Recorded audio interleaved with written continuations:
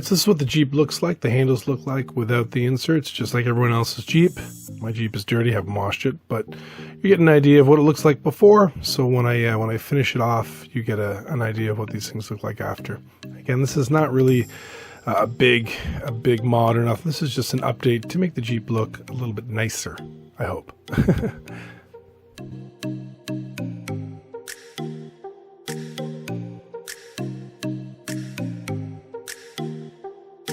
Okay, now that I've got my inserts all painted up, I used Camo Plastidip. I mean, you don't have to paint these things. I chose to. Get it all centered up. I used a little bit of blue painter's tape just to hold it in place. You can hold it and just drill it, but I just wanted to take a bit more caution and care. So I've put some blue painter's tape on. I've got it ready. I'm using a 1/16 drill bit to mark these holes for the screws. Be very careful. The front one here always seems to go very fast, as you see. And then back off the drill, make sure there's no debris in there, and then get ready for the screw. Be careful with these screws. These are just basic screws. You can strip them fairly easy, so try not to. Getting that last hole done. As you can see, there's plastic on that drill bit. Make sure you get that debris off the drill bit. Getting the last screw in on the back side here again. Just be careful, don't over tighten. Once it's in, make sure you take that painter's tape off fairly slowly so you don't take any of the paint off. That's it. Moving on. Putting the back ones is identical to the fronts. You're just going to make sure you get it centered. Use your trusty blue tape, painter's tape here to get it all centered so it doesn't move when you have your drill. Get your trusty drill out as well. You're going to drill like a center mount here, just for your screws to have something to hold on to when they go in and it's all centered.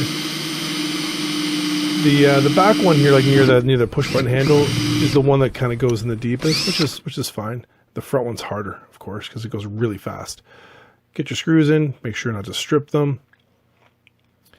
Yeah, this is what I was talking about. So when you drill this, it goes really fast, as you see right there. So just be careful not to go over too fast, because you'll go in, you'll take the paint off your inserts. Again, screws, done. Take the painter's tape off. Make sure you don't do it too fast to take any of the... if you've painted your inserts, to take the paint off. If not, feel free to pull it as hard as you want. Okay, here comes the last one here. This one's probably the most difficult. I have a 37-inch spare tire. So if you've got a big spare tire, you probably want to take it off. I didn't because I'm lazy and this thing's heavy. So same thing, painter's tape, guide it in, small drill bit. Careful as you're drilling, not to over drill.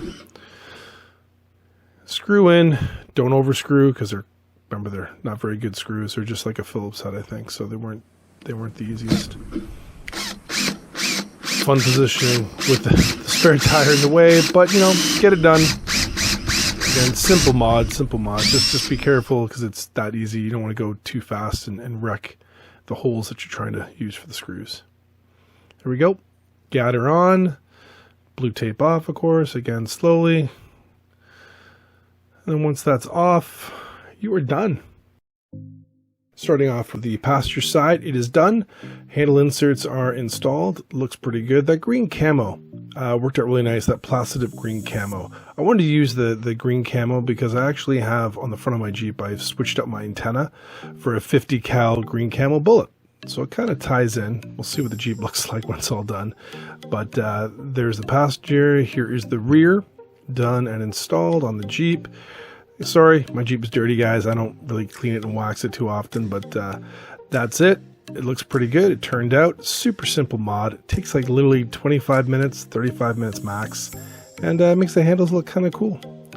Not as good as a JL, but looks pretty good.